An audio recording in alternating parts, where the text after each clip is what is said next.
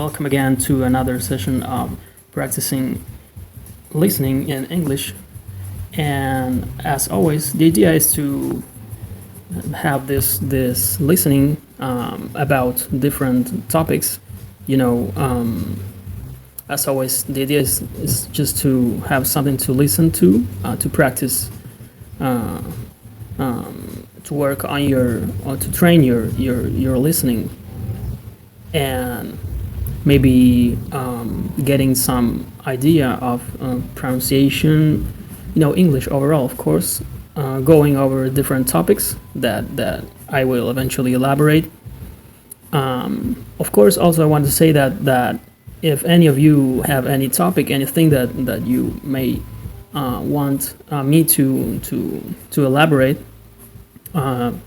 just send me a direct message here through Instagram, and I can use that or those topics, to elaborate on, be it grammar, pronunciation, or whatever you may be interested in that can also add, to more material that I can upload to make the page more complete, so that can be useful. Again, as always, the idea is just, to have random topics that have to do with learning English. Maybe as I always say, is what is useful, what I suggest for all the English students. And because I can't cover, all the topics that you may like watching, or in this case listening about, is precisely to go over the internet, YouTube, whatever, and look for those things that you may like, listening or watching. That's something that maybe right now I can think of that will add to this aspect, that for what the purpose of this audio is, that is practicing listening. Of course, if it's some video, you also have that part too. And well, that's something I suggest a lot to make it fun for you, entertaining to learn, and as it's a language, the more you're listening, the more you listen it or read it or write it, practice it in any way, the more you get used to it, the more vocabulary you add to your knowledge of English. And that's I would say that's one of the main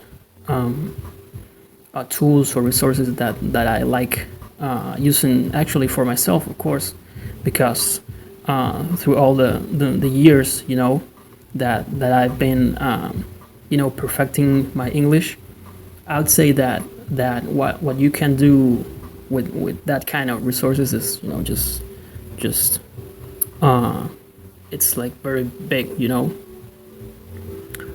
because maybe at first maybe you can find it a bit difficult to understand, for example, different pronunciations. If it is a North American accent is one thing, and if it's UK accent or New Zealand or Australian whatever accent is another thing. Or even if the people that speak and something you are listening or watching, if they are not native, that's another thing too, because the words or the pronunciation is different between this would eventually is different, among those materials. So, but it's it's part of training. Also, as I always say, putting the speed down and going through maybe some parts that you don't understand many times, checking how some word is pronounced, or maybe also checking words that you don't know, adding them to your vocabulary. Okay. And it's just something that you can add to your repertoire, of studying.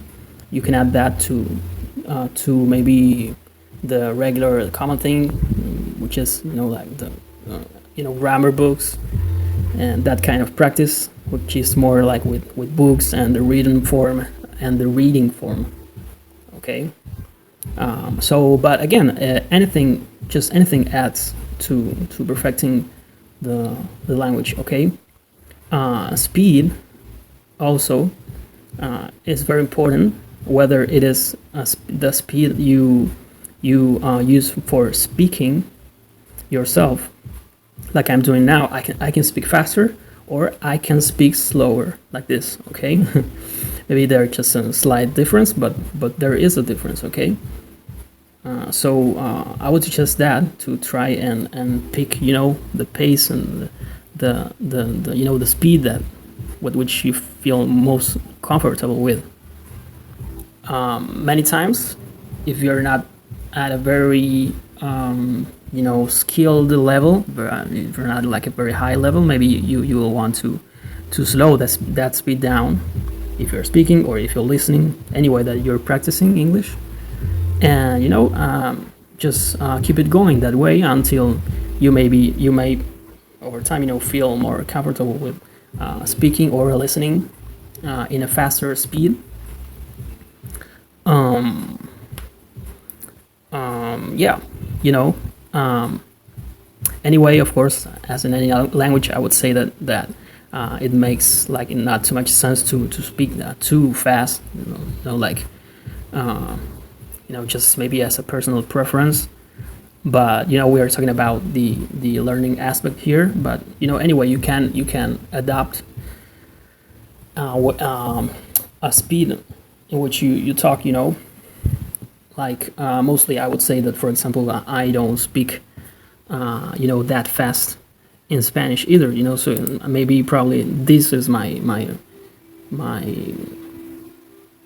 like my standard speed for speaking.